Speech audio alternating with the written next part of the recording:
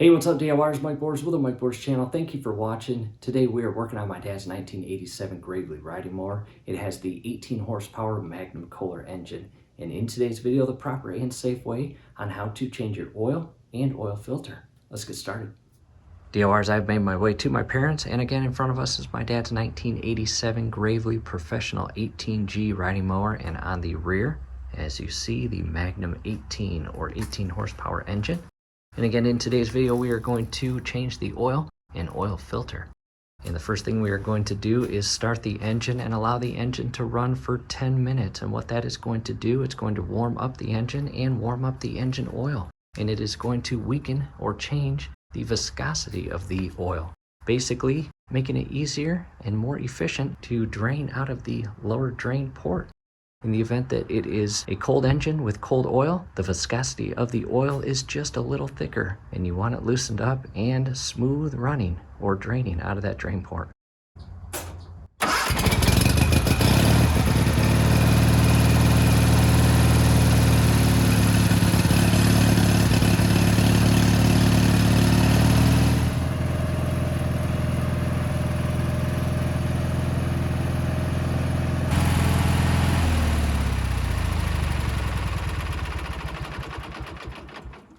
Alright DIYers, again I started the engine, I allowed it to run for 10 minutes, I even backed it out of the garage and drove it up the ramp where you see it now. And as you can see, it is on a slant with the drain port on the right hand side or low point of the ramp. And I've got the parking brake set to alleviate the mower from moving or shifting during the rest of the project. However, again, now that we have run the engine for 10 minutes, it has warmed up the engine, it has warmed up the oil, and it has changed the viscosity of the oil. And in addition, any particles or impurials that rest at the very bottom of the oil sump or pan while the engine is off, they are now mixed in with the oil we will be draining out here shortly. And that's important. You want all that out. So again, a quick reminder, do not change your oil with a cold engine and cold oil. It is thick and it just won't drain as efficiently and properly.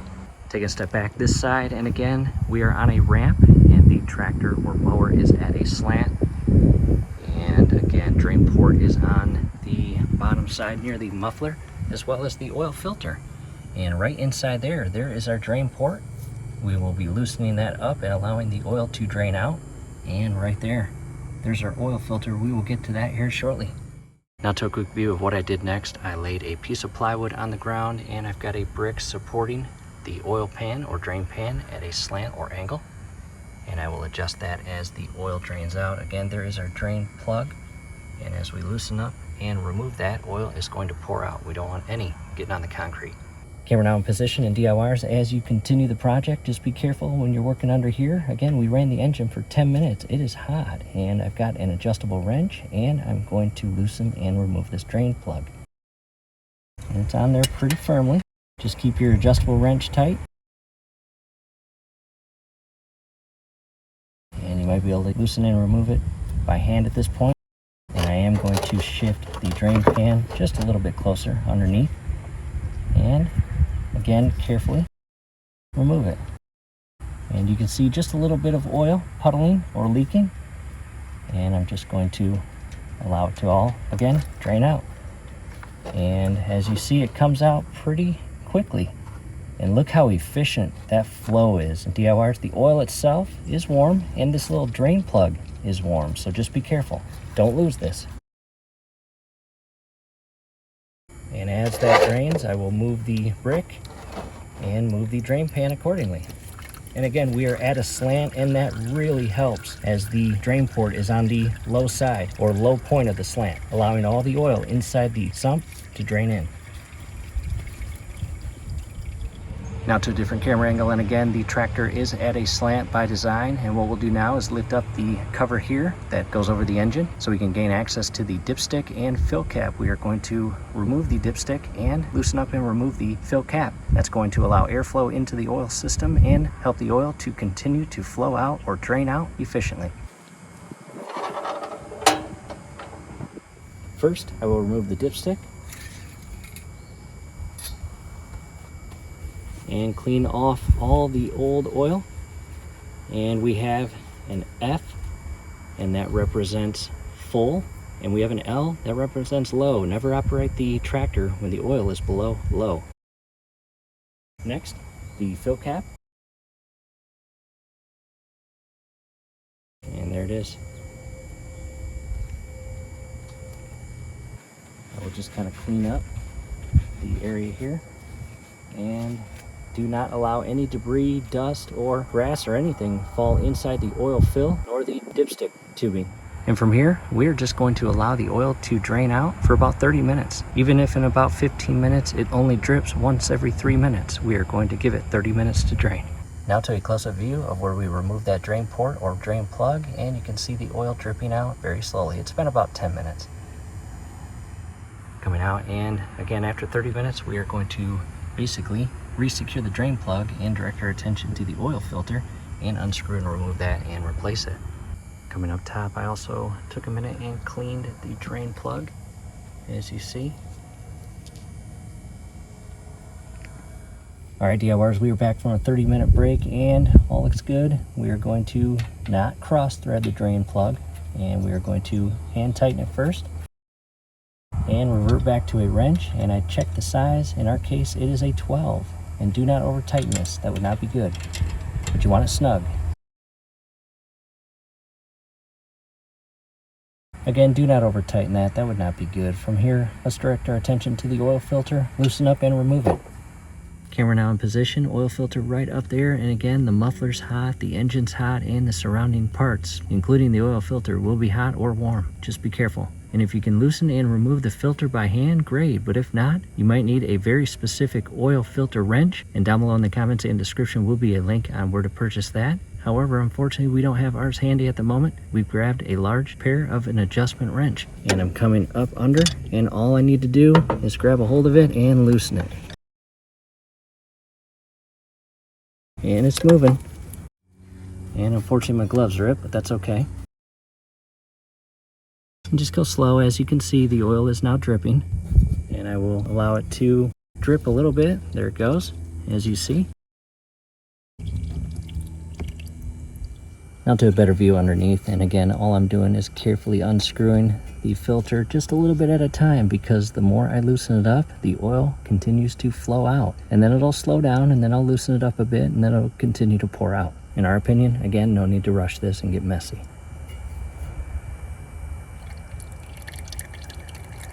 In addition, up top, our dipstick and fill cap are still off, allowing air into the system and allowing the oil to flow out at that point more efficiently.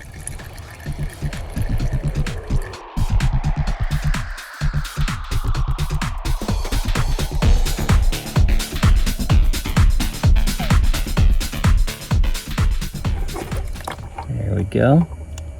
And I'm going to direct the oil filter right down above the oil pan and just allow it to drain. And it's draining both out of the oil filter as well as up near the area where we pulled the filter off. And I'm going to remove the filter and set it in a safe location where it's not going to make a mess or leak anywhere. Now to a close-up view of where the oil filter was just removed, and you see the threaded stud sticking out. And again, we're going to allow this to drain for about 10 to 15 minutes, maybe longer. Making our way to the workbench, and starting on the left-hand side, the Kohler specific branded SAE 30 engine oil, as you see. And the kit comes with 2 quarts, an oil rag or shop towel, and an OEM Kohler Pro Performance oil filter. And down below in the comments and description will be a link on where to purchase this kit. There is the part number. And not a fan of yellow for the Gravely tractor. Black, yeah, that's okay. Yellow, no. Now to a quick view of the old on the left filter we just removed, and the brand new OEM Kohler. There's the part number, and it did come yellow. And what do? Yes, we painted it. First we primed it, and then painted it with the Gravely coated specific touch-up paint. Down below in the comments and description will be a link on where to purchase that. Let's get the brand new filter installed. We're back to the mower, and I'm going to carefully tip the brand new oil filter upright and remove the little shipping cap here. Put that back as shown there. Go ahead and unscrew and remove the cap as shown there. And I am going to dip my finger inside here and get the oil on my fingertip. And from here I'm going to lubricate the rubber seal here, or gasket. You do not want to screw this in tight without this lubricated. Don't overdo it, but you want this lubricated. That is going to help properly seat this rubber seal to the engine.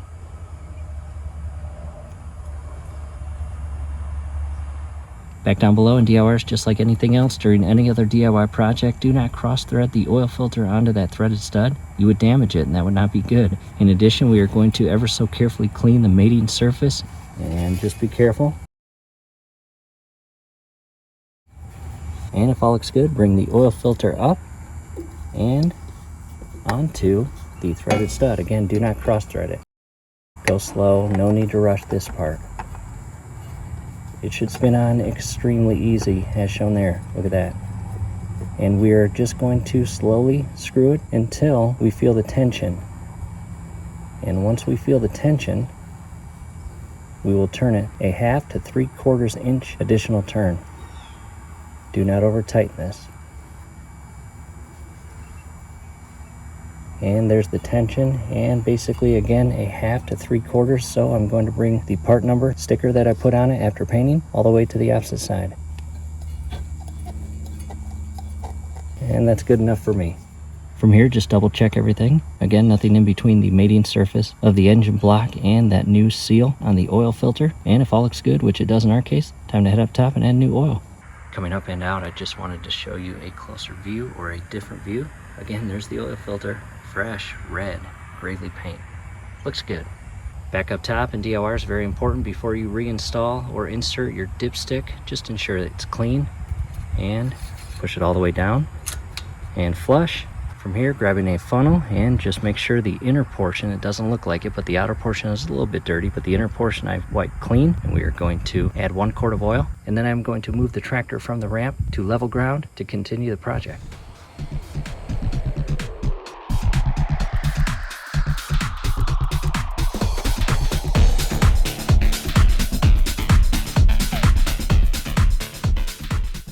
From here, I'm going to resecure the fill cap. I'm not actually going to start the engine. I'm just going to release the brake and allow it to roll down the hill to, again, level ground. Here we are at the bottom of the ramp and level ground. We will continue. Camera now in position, and if you use a jack to lift up or slant your tractor, or you go the ramp method that we did, just ensure you give the tractor about 5 good minutes of level ground before you remove the dipstick. And with a clean rag or cloth, go ahead and clean it, followed by reinserting it inside the hole and tubing. Go all the way down, bring it all the way back up, and check the oil quantity. And it's not yet registering. After 1 full quart, we will add an additional 1/2 quart.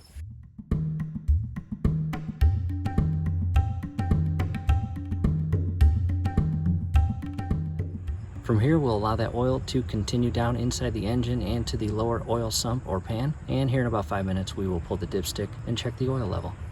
Back from a 5-minute break, and bringing the dipstick in, going all the way down, flush, and back up, and checking the oil quantity. And it is just now beginning to register. You see it at the very bottom, just above low, but not in the halfway point. Almost.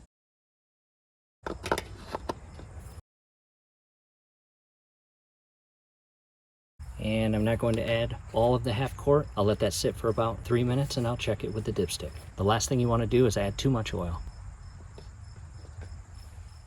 Back from 3 minutes, and I will wipe the dipstick clean with a clean cloth. And again, checking the quantity. All the way down, back up, and the quantity is just shy of the full, or F. In addition, you want to reference your exact serial number service manual, because it will give you the exact oil quantity to add and the additional oil to add to compensate for the oil filter, because the oil filter is going to fill up with oil after you start the engine the first time. Back on a 3-minute break, coming inside with the dipstick all the way down and flush, back up, and just slightly above the F, and I have added the proper amount of oil per my dad's service manual from, again, 1987, and compensated for the additional oil to be added for the oil filter. From here, we will resecure the fill cap followed by wiping this clean and reinstalling it.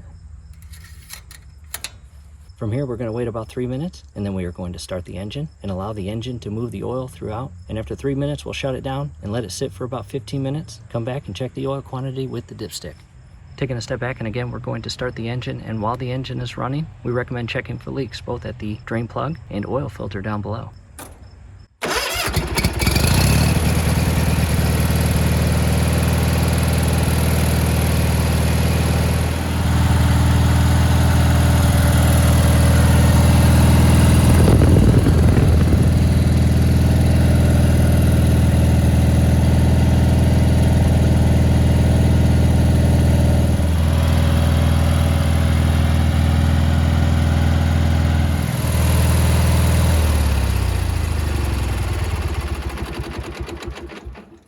Engine is now fully shut down, and we're going to wait about 10 to 15 minutes to get a very good and accurate oil quantity reading on that dipstick. You do not want to check it right after engine shutdown because that oil is moving in the system, and it will really, to be honest, give you an inaccurate reading. So again, 10 to 15 minutes, we'll be right back with you. We're back from a 15-minute break, and I've checked the quantity a couple times. I want to show you the quantity, and it's a little difficult to pick up because the oil is fresh and new and clean. And as you can see, let me zoom in, it is not above the F or fill line. And the last thing you want to do is overfill it, because caution, do not overfill. It will cause damage to your engine. Not as much damage as no oil in the system, but again, it will cause damage. And I wiped it clean, one more check. As you see, and if I run my finger, the oil begins right there, right at the fill, or F, or full. DLR is taking a step back, and that is it. We hope this helped, and down below in the comments and description, again, several helpful video links, including replacing your grass screen, regulator, plugs, wires, ignition coil, internal flywheel, fan blade, and more, air filter, a lot. Do us a favor below the video. You will see that thumbs up icon. Click on that, like the video, subscribe to the channel. Definitely ring your YouTube bell. That would be very helpful to us. We'd really appreciate it. Thanks again for watching.